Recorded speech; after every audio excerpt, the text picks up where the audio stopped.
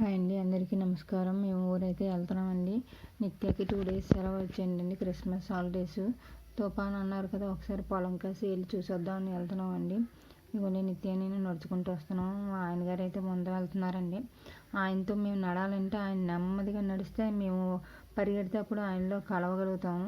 అంత అయితే కలవలేము, అంత ఫాస్ట్గా నడుస్తారు. మేము వర్షం అయితే చాలా ఎక్కువ పడిందండి, తుఫాను బాగా. దాంతో రైతులు బాగా నష్టపోయారండి.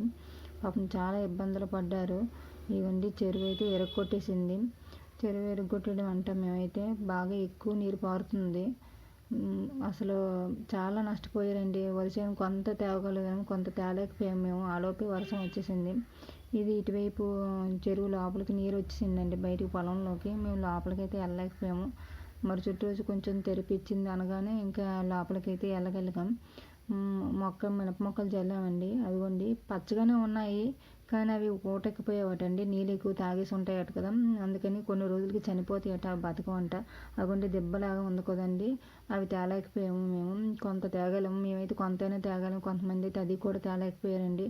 పాపం చాలా నష్టపోయారు. వరిచేను ఇంటికి వచ్చిన టైంకి అలా మునిగిపోవడం చాలా బాధ అనిపించింది. ఎన్ని రోజులు కష్టపడిన కష్టం అంతా వృధా పోయిందండి.